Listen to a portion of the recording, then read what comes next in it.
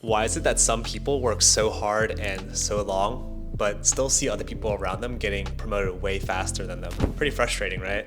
And if you know what I'm talking about, you're not alone. There's a huge difference between what companies tell you versus the hidden expectations for how to get promoted. Well, today I'm going to be talking about those hidden expectations so that you can figure out how to get that next promotion. Because let's face it, if you're a newer office worker near the bottom of the totem pole with not too much work experience, chances are you're just going to follow that generic expectations guideline or whatever they call it at your company. And while that's definitely good to know, the sad truth is it's not going to get you promoted faster or actually teach you how to excel at the job. It's not everything because there's a lot more to it than what's written down. And how do I know this? Well, before I left my job 6 months ago, I was working in corporate for 7 years at both management consulting firms and big tech companies. So I've been through a couple of promotion cycles myself, with the latest one being right before I decided to leave Microsoft. But don't just take it from me.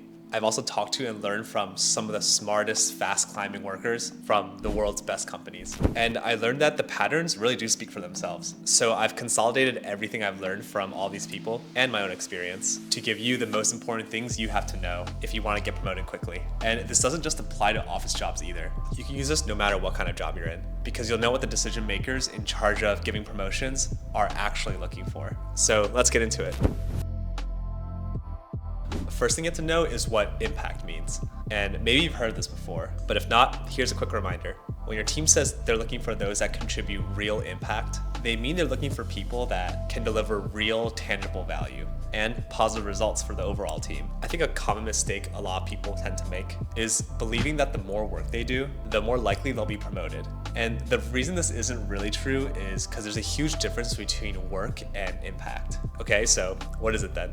Basically, work is about you and the time you spend doing tasks, while impact is about others and the quality of the results delivered for them, which all basically means you need to focus on work that brings your team and stakeholders the highest impact. What kinds of results are actually going to help make progress for your organization's bigger goals?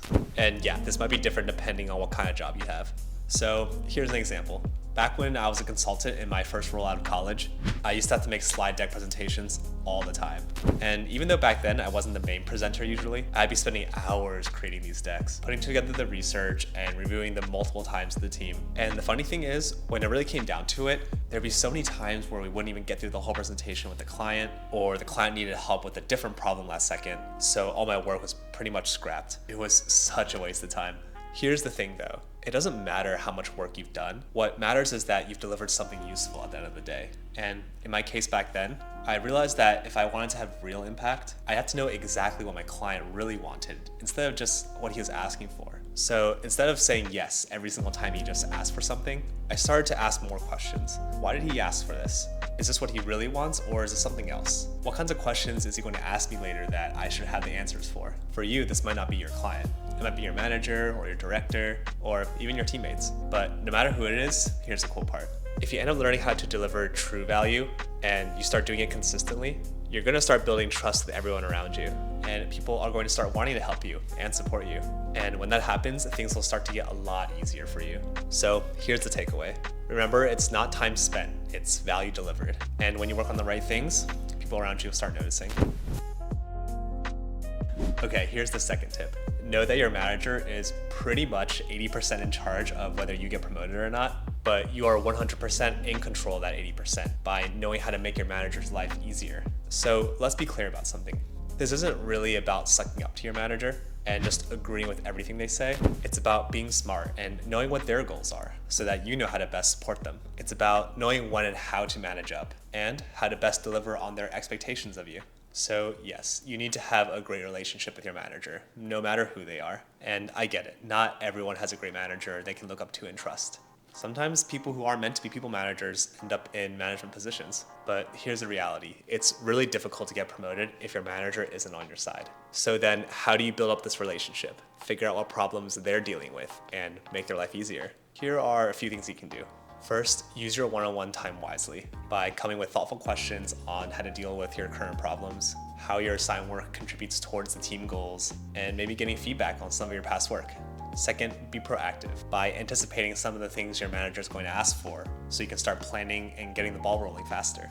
And third, communicate effectively with them by providing context, listing out points clearly, and being mindful of their time. Your manager is one of the biggest factors in your promotion decision, but also realize that they're human too, dealing with the same or even more complicated problems, while all at the same time having to manage other people too. So make sure to always have empathy and understand that working well with your manager is usually a huge win-win at the end of the day, and definitely a relationship worth spending time building.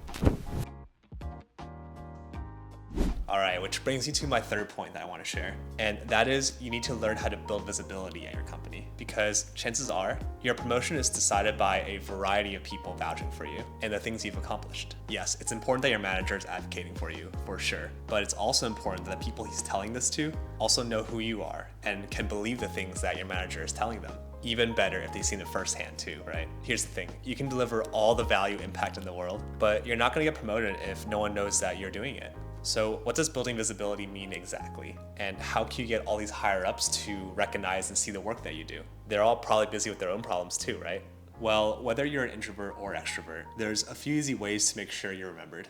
And here's a couple. First, speak up during meetings. You don't have to be loud or even talk a lot. You just have to speak what's on your mind. Basically, let people know that you have interesting ideas and productive thoughts. And yeah, maybe that also means taking remote meetings with your camera on sometimes, just so people can remember your face. Second, make sure you share the spotlight. If you've done some great work, definitely highlight it in a post or an email out to everyone. And most importantly, make sure that everyone that's contributed also gets credit too.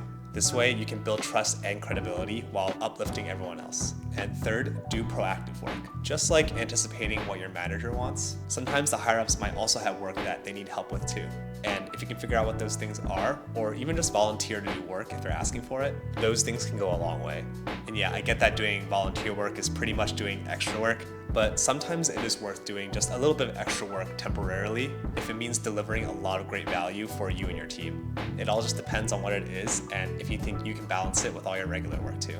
So yeah, there are a lot of things you can do to build visibility in your company, but the most important thing is pretty much you need to make sure you're speaking your mind and just talking to people around you. No one is promoted in a vacuum. It's usually a collective decision by a bunch of different people. And in most cases, it's really rare for your work to speak for itself. So even though it might be a bit daunting to really put yourself out there, it'll usually be worth it at the end of the day. And especially if you're trying to get a promotion.